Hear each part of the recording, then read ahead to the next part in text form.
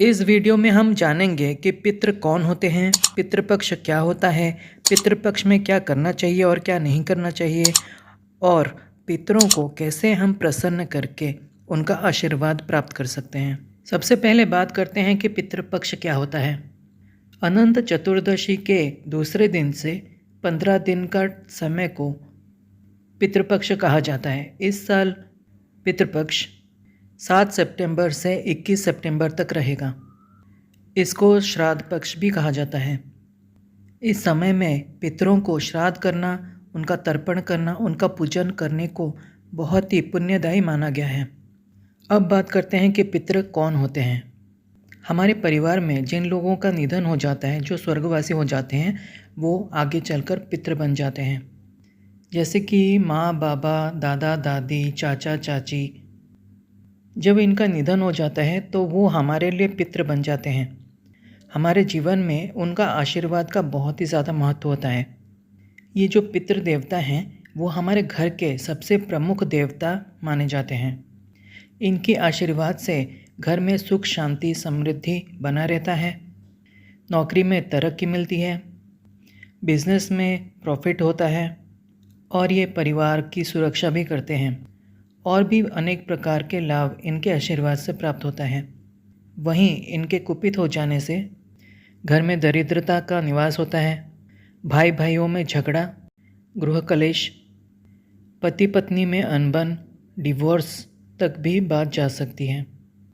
पितरों के कुपित होने से वंश वृद्धि में असुविधा होती है, यानी कि पुरुष और स्त्री दोनों में बांझपन का हो जाना पितरों के कुपित होने से होता है। इसीलिए अगर आपके बच्चे होने में असुविधा हो रही है तो आप एक बार किसी ज्योतिष से अपना परीक्षण करवा लें कि कहीं इसका कारण पितरों का कुपित होना तो नहीं है। ये जो पितृ हैं वो हमारे घर के प्रमुख देवता माने जाते हैं। कहा जाए तो ये घर के गार्डियन के जैसे काम करते हैं। श्लोक में कहा गया है कि पिता स्वर्ग, पिता धर्म, पिता ही परमंतप, पितरि प्रतिमात्मने प्रियंति सर्वदेवता। यानी कि अगर आपके पिता आपसे खुश हैं, आपने अपने पिता को किसी तरह का कोई कष्ट नहीं दिया है, तो सारे देवता भी आप पर प्रसन्न होते हैं। ये सिर्फ पिता के लिए नहीं है, पिता माता जितने भी बड़े बूढ़े हैं, जितने भी दादा दादी और हमारे घर के बुज़ुर्ग हैं, उनके ऊपर भी अप्लाई होता है। उनके आशीर्वाद का महत्व सिर्फ उनके ज़िंदा रहते हुए नहीं, उनके मरने के बाद भी है। अगर हमारे परिवार में कोई बड़ा बूढ़ा की डेथ हो जाता है, फिर भी उनके आशीर्वाद की कामना हमें हमेशा करनी चाहिए और उनको प्रसन्न और संतुष्ट रखने की कोशिश करनी चाहिए। आध्यात्मिक भाषा में हम अपने जीवन में कई प्रकार के ऋण करते हैं, जैसे कि देव ऋण, पितृ ऋण और आचार्य ऋण। माँ बाप की सेवा करने से और पितरों को श्राद्ध तर्पण करके संतुष्ट करने से, उनकी पूजा करने से हम अपने पितृ ऋण से मुक्ति पा सकते हैं और देवी देवताओं को भी प्रसन्न कर सकते हैं। ऐसा करने से देवी देवताओं की कृपा हम पर बरसने लगती है। यदि आपके घर पर पितृ दोष लगा हुआ है और आपके पितृ असंतुष्ट हैं और ऊपर से आप भगवान की किसी दूसरे देवता की पूजा कर रहे हैं, तो भी आपको उस देवता के पूजा का फल नहीं मिलेगा, क्योंकि मैंने पहले ही बता दिया है कि पितृ हमारे गार्डियन की तरह काम करते हैं, हमारे घर के रक्षक की तरह काम करते हैं।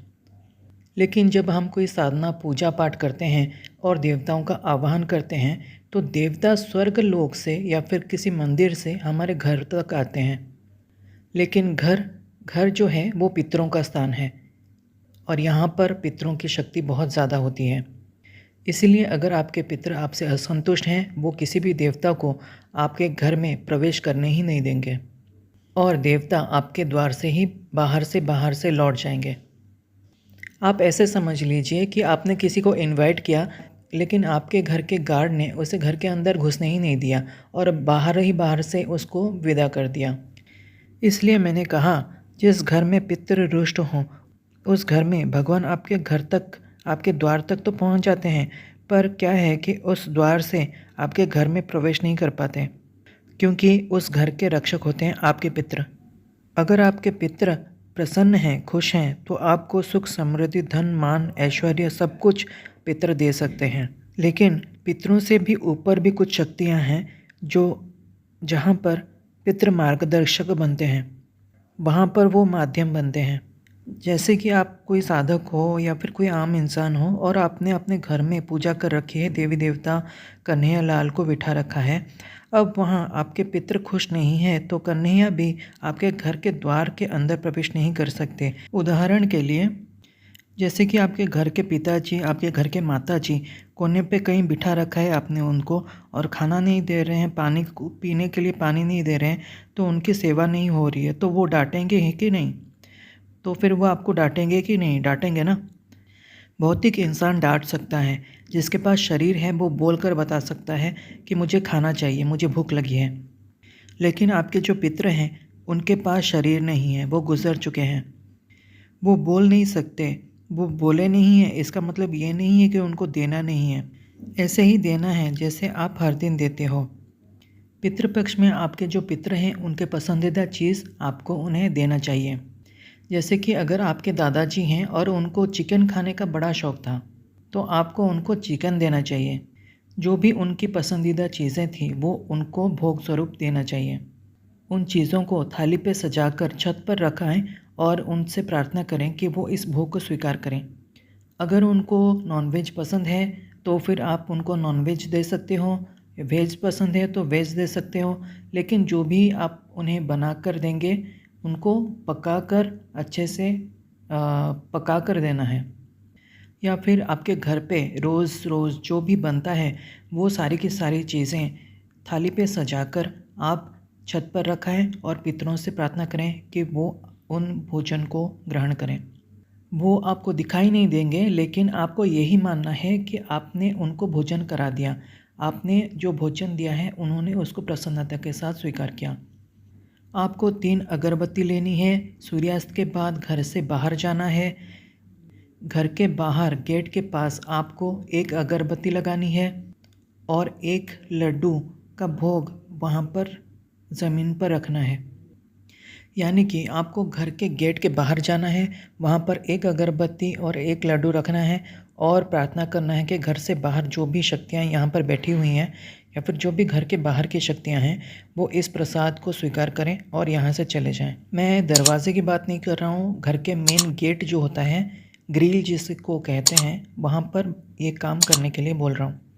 अब जो बची हुई 2 अगरबत्ती हैं उनको घर के अंदर लाना है और एक जगह पर 2 लड्डू, फूल, जल को रखकर अपने घर के जो पितृ हैं, घर के जो देवता हैं, उनसे प्रार्थना करनी है और बोलना है कि हे पितृ महाराज, आपके लिए ये मैं भोग दे रहा हूँ, आप इस भोग को स्वीकार करो।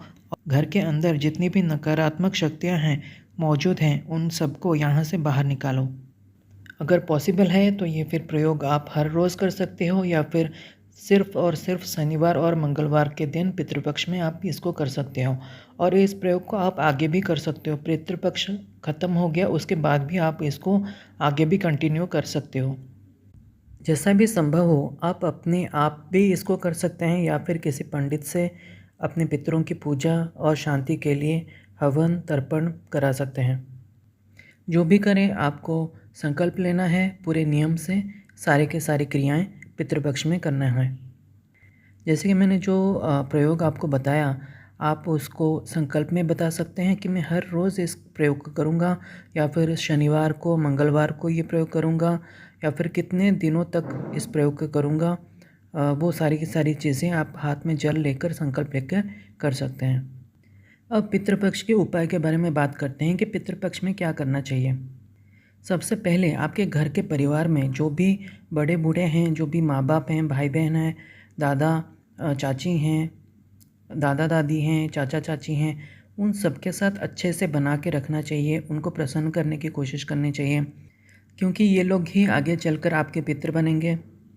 अगर आपने अभी से उनको प्रसन्न रखा है तो पितृ बनने के बाद भी वो आप पर अपना आशीर्वाद बरसाएंगे।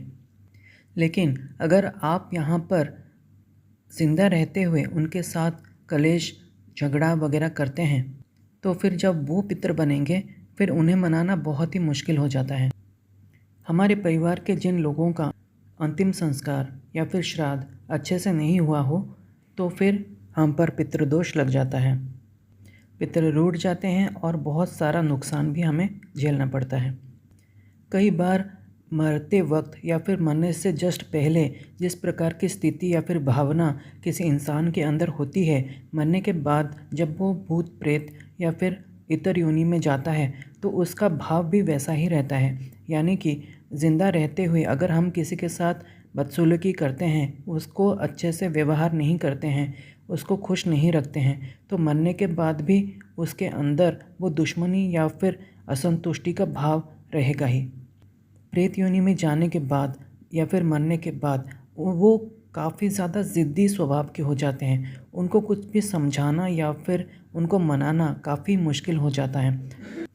आप अगर सोच रहे हैं कि ज़िंदा रहते हुए आप अपने माँ बाप को दुख कष्ट देंगे, तकलीफ़ देंगे और मरने के बाद जब वो पितृ हो जाएंगे तो फिर आप उनको भोग देकर संतुष्ट कर लेंगे, तो ऐसा नहीं होगा। उनको संतुष्ट करना बहुत ही ज़्यादा मुश्किल हो जाएगा और फिर आप पर पितृदोष लगेगा और आपकी ज़िंदगी बहुत ही बुरी तरीके से आपको उसका फल भुगतना पड़ेगा।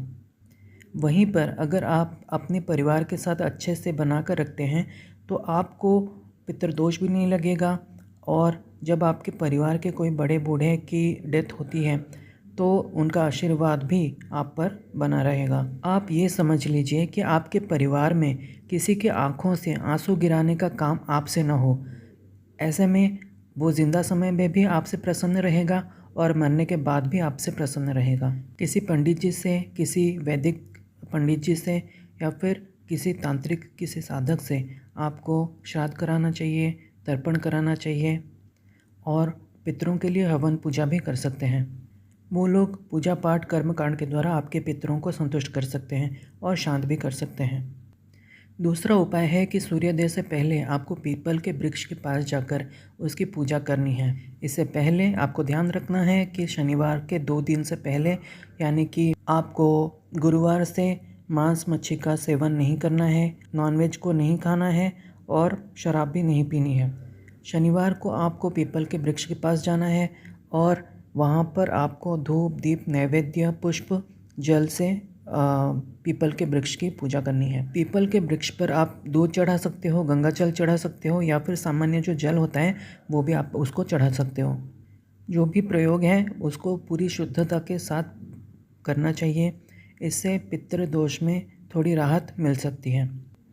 आप गायों के लिए चारा, अनाज, किसी असहाय गरीब इंसान के लिए खाने की कोई वस्तु, कोई वस्त्र, कोई ज़रूरत की सामान ज़रूरतमंद लोगों को अगर आप पितृ का नाम से संकल्प लेकर अगर दान कर देंगे तो वो चीज़ पितरों को प्राप्त होती है। इससे पितरों को संतुष्टि प्राप्त होती है। कई बार ये देखा जाता है कि लोगों के पितृ निर्वस्त्र होकर इधर उधर भटकते रहते हैं। अगर आप इस समय संकल्प लेकर किसी भी ज़रूरतमंद इंसान को वस्त्र दान करते हैं पितरों के नाम से कि ये वस्त्र मैं अपने पितरों को अर्पित कर रहा हूँ, ऐसा संकल्प करके अगर आप वो वस्त्र किसी भी इंसान को अर्पित कर देते हैं तो वो वस्त्र पितरों को प्राप्त हो जाता है और उनसे वो अपना शरीर को ढक सकते हैं। मतलब कि यहाँ पर जो भी चीज़ें हम प्रत्यक्ष रूप से किसी भी इंसान को दे रहे हैं, दान कर रहे हैं, वो चीज़ें पितरों को प्राप्त हो रही है। आप संकल्प लेकर रुद्राभिषेक कर सकते हो। किसी विद्वान ब्राह्मण, ज्योतिष या फिर किसी साधक से विधिवत दीक्षा लेकर आप पितरों के लिए उपासना पूजा भी कर सकते हो। पितरों को प्रसन्न करने के लिए आप प्रतिदिन सुबह आप उनको जल दे सकते हो। प्रतिदिन सुबह आप उनको पंचोपचार पूजा कर सकते हो। ये सबसे बढ़िया है पितृपक्ष में। पितरों को प्रसन्न करने के लिए आप वृक्षारोपण भी कर सकते हैं। पीपल, बरगद, शमी, अशोक आदि वृक्ष लगा सकते हैं। किसी खुली जगह पर, खुले स्थान पर, किसी विशेष तिथि या फिर समय पर वृक्ष लगाने से क्या होता है कि वो वृक्ष से दुनिया के सारे जगत को, सारे प्राणी को ऑक्सीजन मिल जाता है। आप पितरों के नाम से पितृपक्ष में जितना ज़्यादा दान पुण्य हवन तर्पण सेवा करेंगे, आपके पितर उतनी ही ज़्यादा प्रसन्न आपसे होंगे और जो आपकी गलती की वजह से या फिर किसी भी कारण से जो वो गुस्सा हो गए हैं, जो भी वो रूठ गए हैं, वो धीरे धीरे दूर हो जाएगा। पितृपक्ष में या फिर अमावस्या में पितृ के नाम से उड़द के दाल, गुड़ का भोजन किसी भी गरीब असहाय इंसान को, जीव जंतु, पशु पक्षी किसी को भी भोजन करा सकते हैं आप। और अंत में यही कहूँगा मैं कि पितृ हमारे देवता हैं। उनको देवता का ही स्थान अगर घर में हमने दिया है तो जीवन में कभी संकट का सामना नहीं करना पड़ेगा, कभी दुख का सामना नहीं करना पड़ेगा, कभी कष्ट का सामना नहीं करना पड़ेगा। अंत में मैं यही कहना चाहूँगा कि पितृ हमारे देवता हैं, घर के प्रथम देवता हैं। उनको भगवान शिव ने ये वरदान दिया है कि जिस घर में पितृ प्रसन्न रहेंगे सभी देवी देवता वहाँ पर प्रसन्न रहेंगे। इसलिए इस पितृपक्ष में अपने पितरों का सही विधि से, सही विधि विधान के साथ आप पितरों का पूजन करिएगा। सिर्फ पितृपक्ष में ही नहीं, अगर अन्य समय में भी आप पितरों का आदर करेंगे, उनका सम्मान करेंगे, उनका पूजन करेंगे, आपको पितृदेव ढेर सारी धन, मान, प्रतिष्ठा, सम्मान सब कुछ आपको अपने जीवन में मिलता जाएगा।